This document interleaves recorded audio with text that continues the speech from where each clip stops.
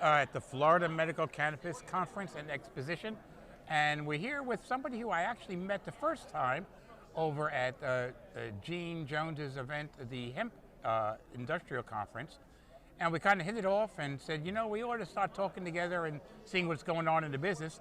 So this is David Wilkinson, and he is with the Hemp Business Advisors. David, welcome. Thanks, Charles. So tell us a little bit about the Hemp Business Advisors and why you're here today. Sure. Well, I'm like a lot of professional business people that actually didn't grow up with hemp or CBD or cannabis at all, and we kind of fell into the industry. Kind of fell in love with the plant, fell in love with the people. The next thing you know, we've got opportunities for some coaching and consulting, and we work with some farms and genetics all the way to hemp and CBD companies, and we actually have a coaching program that we coach business people in the industry how to scale up their company to a place of getting funded. Okay, because ultimately in a business like this, no matter where you are, if you want to grow, funding is, I mean, unless you're just like the billionaire person and going to put money in yourself, you need outside funding. Yes. And in order to do that, you have to have your ducks in a row, as I would call them. Yeah. You can't come in with a piece of paper and say, well, this is my business plan. Well, a lot of people try that. They do. So David, tell us a little bit about a business. For instance, in the state of Florida, come the end of the year, there are going to be another hundreds of people probably putting in applications to become the new 15 licenses they're going to offer for MMTCs in the state of Florida. That would be something you can help them with, I would assume. Yes. So tell us a little bit about the process if you were trying to start that type of business or go into a business relating to this, what you would do and how you would do it. Okay, so the number one reason why people get past the vetting process when they're trying to get funding is something called a pitch deck. Now, if you've been in funding for a long time, that's obvious to you. It's not always obvious to everybody in this industry, Charles, because it's an agricultural industry.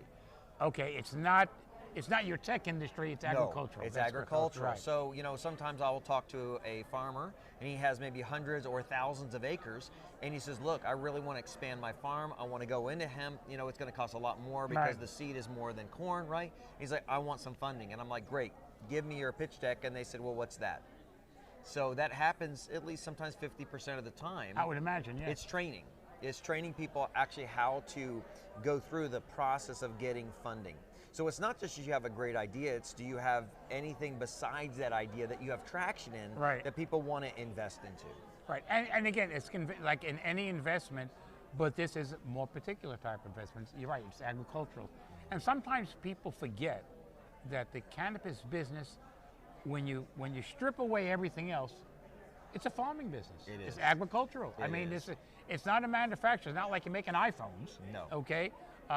You have to rely on sun and light and water and soil to be able to grow. And part of that is convincing somebody you could do that. Right. So how do your typical client may be somebody who has a relationship with an agricultural person, and again, you don't grow this outside here, you grow it interior. So you got to build a facility, and all that takes money to be able to do. Yes. But you also have to have the plan that how you're going to do this and how you're going to grow it. And how you're going to, not grow the plant per se, how you're going to grow the business. Right. And that's kind of what you do. You help people with that. Yeah, and you know, Charles, there's really two different categories in the industry right now. You've got your categories in which the business, the individuals got great ideas. They might have their whole investment package together, but they're pre-revenue. Okay, that is somebody that is looking for an angel investor. Okay, that usually is looking for a lot more equity, a lot higher percentage typically on debt if they do that. But we typically focus on companies that are making more than $2 million or higher that are looking for debt and equity. They're looking to either sell their company or purchase a company, and we prepare those companies so that they actually get the funding that they need to go to the next level. So you're not talking about angel people, you're talking about people that's been in business, have an operating history. Yes. And then want to take it to the next level. That's right. They have traction. It's just not ideas. They have a company that's actually, they're actually producing revenue. Yeah, because the angel investment part of this, in almost any business, is very, very tough. It is. I mean, and you do, if you get looking for money at the beginning with an angel business, you're giving away a lot of company. That's Unless right. the uncle comes to the table and gives you money. That's right. Okay, but without that, But that next step really becomes more of a business environment. It's a business decision on return, almost like a Shark Tank type situation. Exactly. That has been around for a while. So give us, I don't need names, Right. but give us a typical client that you have worked with to be able to make that happen. Sure. So number one, it's typically not a solopreneur, right? Right. It's not a one-person show that's got a little 2-acre farm Right. and they're looking to get into, high percentage THC or CBD. We're typically looking for companies. They have a management team.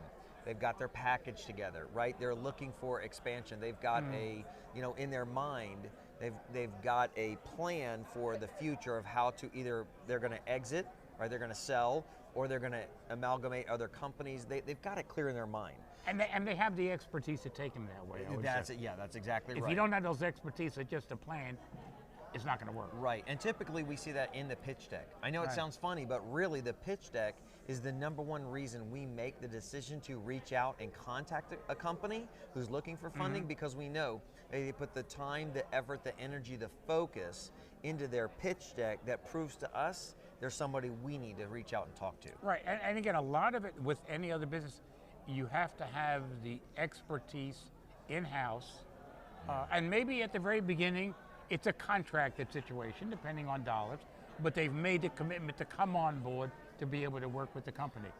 And then kind of once the funding, they're on board. But to go in there and say, well, I'm going to hire this person, I'm going to hire that person, get that person, it'll never work. No. It'll never work. You have to have people there to be able to take it to the next step. Right. And it's not necessarily the idea person. Right, and you make a great point here, Charles, is many times the reason why a company doesn't get funded isn't because they don't have a great team or have, revenue or don't have assets. Here's what it is. The way that they pitch their company is only their company to the investors, never asking the question, what are the investors looking for in our company? So many times when they develop a pitch deck, it's, hey, we do this, we do this, we do this, but they're not actually answering the questions or meeting the criteria that the investors are looking for. So they look at your pitch deck and then they never reach out to you because you're not meeting those 7 or 8 criteria they're looking for in that pitch deck. So you have to kind of know, and that's your expertise, know what that investor is looking for to make sure that your pitch deck matches what their needs are. That's exactly right. Because you can go in there, maybe a great pitch deck, but you're not hitting everything that person wants to see. That's right. Or That's they're not exactly hitting right. their sweet spot to be able to make it happen. That's right. So besides the cannabis business, I mean, it's called hemp. So, and you were at the Industrial Hemp Conference. Yes. So tell us a little bit, let's move away a little bit from what we hear today, the cannabis businesses. What other businesses do you focus on to be able to help them get what they need? So, right now genetics are so hot. If you looked 4 years ago, many times the yields that you get from 100 seeds, you may get 40 plants that pop out. I mean, there wasn't Right. any genetics that were, doing really well. There was no, COAs. There was nothing to prove, guarantee that your seeds would come up. And now what we're having is people have really perfected genetics. They perfected the SOPs, the GMP. They perfected, all of these different processes. So now, when they're saying, hey, David, look, we've perfected the specifics of our business, but now it's time to scale up.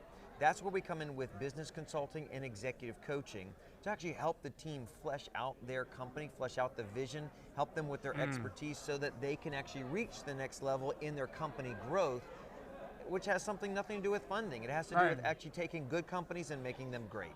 And being able to have the right tools, both product-wise and solution-wise. As people would say, the idea person normally is not the person to take you to the next level. And you see that happening, especially, and we'll jump back to cannabis companies, but when you start seeing different companies, who's sitting on their board of directors, who the CFO is, who the new CEO is, who is the marketing development, the strategic person, I would say 7 out of 10 times, nothing to do with the cannabis business. That's exactly right. They're into food and beverage. Yep. They're into marketing. I saw somebody, and where they're coming from. Well, they were working for a brand. I forgot what it was. let's just call it Louis Vuitton, Right, okay? right. And it was like, well, wait a minute. They're not selling handbags, not selling, but it's selling. But the point is understanding the expertise of what you need to be able to take it to that next level. It may not be that person in the cannabis business. It may be an expert on how to get from point A to point B in another industry. Yeah, and Charles, you made a really good point, and that's really the influx of the professionals that are coming from other industries into this business. Like, so we started the Hemp Business Advisors 4 years and 3 months ago. We count down the days for every month. How many hours is that? That's right. So because you learn so much, like learning out of a fire hose. And Right. back then, there were very few professionals from Right. other industries. It really was a lot of farmers, a lot of people that were coming from an agricultural standpoint. And now we're having so many people coming from other backgrounds and bringing their expertise. And we're really excited about that.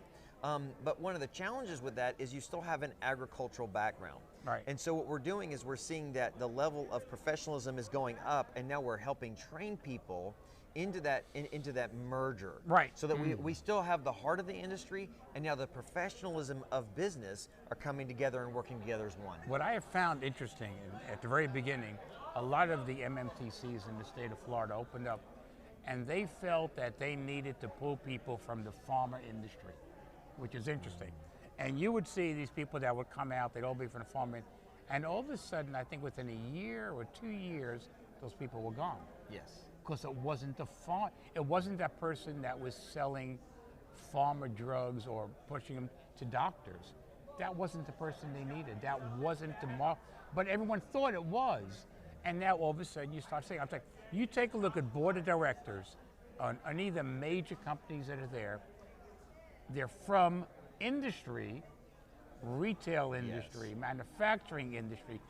Those are the people that the expertise, that's what you need on your board of directors. So if you're going to that next level, you also need to pack your board of directors with forward thinkers. Yes. And I'm not taking away, but it's not the people just from pharma. It's not just the farmers. You got to think beyond that. As I say, in the healthcare industry, one of the things the healthcare industry switched to is they thought, well, I just need somebody who's always in healthcare. And all of a sudden you start seeing people, and one of the interesting parts was I saw that they actually hired people that work for amusement companies like Disney and hotels. Right. Why? Because it was a patient experience. Right. Okay, it wasn't, the medical part they had covered, but so you have to look beyond what is your ultimate goal, and that's where you come in to help these people mold themselves, say, listen, you could do this, but you need to stack up correctly before we take it forward, because otherwise you're going to get turned down. That's right. That's right. So, I mean, again, anybody who's looking for that, David is the person to be able to call, talk to him, see what it's all about if you want to move to that next level of what it's going to take. Very good. So give us one secret that people need to know about this. Give me one. The hemp industry. About the hemp industry. Oh, one secret. Lots of water, lots of sun. Okay, one secret. Here's one secret. If you are a professional and you want to get into the hemp CBD cannabis space, and you have a story, meaning that the plant has changed you, and you love the people, and you want to be involved in this industry, one of the biggest secrets that we've shared with people that we recruit into the industry that has that story is please ensure you change the name of your company, or you start a division of the company, or you start a new company that actually connects with the industry. Real quick, the Global Equipping Center is our other company. It's a general business company. We first got into the hemp space with that company, and nobody took us serious until we started the Hemp Business Advisors. And then we had all of this business because they recognized that we are one of them. So Right. listen, this is an awesome industry. It's very collaborative, but if you want to get into it, make sure you jump in with both feet. Right, absolutely. And like I said, you know, I hate to see companies with names. If you have to look at a company's name and say, what did they do? You got the wrong name. That's right. You got the wrong name. That's right. Well, David, it's great to see you here. And I know the conference is going on now. We got a couple more sessions till the end of the day and then half a day tomorrow.